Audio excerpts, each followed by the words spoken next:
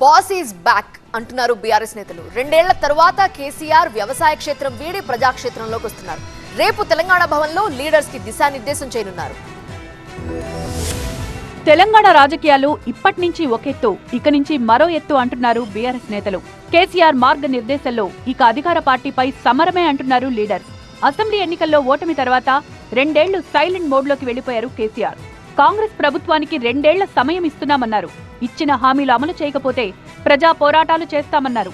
అన్నట్టుగానే ప్రభుత్వంపై తీవ్ర విమర్శలేమీ గుప్పించలేదు కేసీఆర్. రెండేళ్లు ఫామ్ హౌస్ కే పరిమితమయ్యారు. కేసీఆర్ ప్రెస్ మీట్ పెట్టి ఏడాది గడిచింది.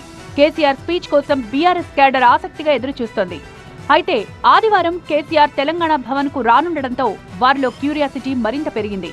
తెలంగాణ భవన్లో నేతలతో సమావేశం కానున్నారు.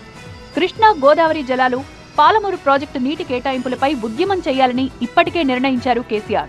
2 రోజులుగా కేటీఆర్, హరీష్ రావుతో చర్చలు జరిపారు కేసీఆర్. ఆదివారం ఉద్యమ కార్యాచరణపై నేతలకు వివరించనున్నారు గులాబీ బాస్.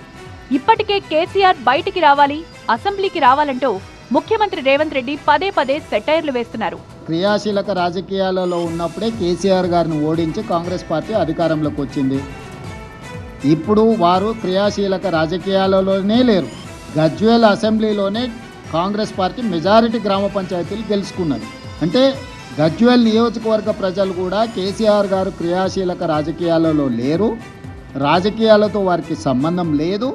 ఒకవేళ ఉన్న గజ్వేల్ శాసనసభ సభ్యుడిగానే వారి వల్ల ప్రయోజనం లేదని ప్రజలు ఈరోజు తీర్పిచ్చిండ్రు. అల్లావుద్దీన్ అద్భుత దీపం వస్తుంది అని ఆశిస్తే అది ఆశావాహుల యొక్క అభిప్రాయం.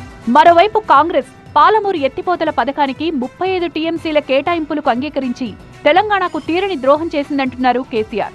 గతంలో 90 టీఎంసీల నీటిని వాడుకోవాలని ఈ ప్రాజెక్టును డిజైన్ చేశామన్నారు. ఇప్పుడు సగానికి తగ్గించారంటూ పోరుబాట పడుతోంది బీఆర్ఎస్.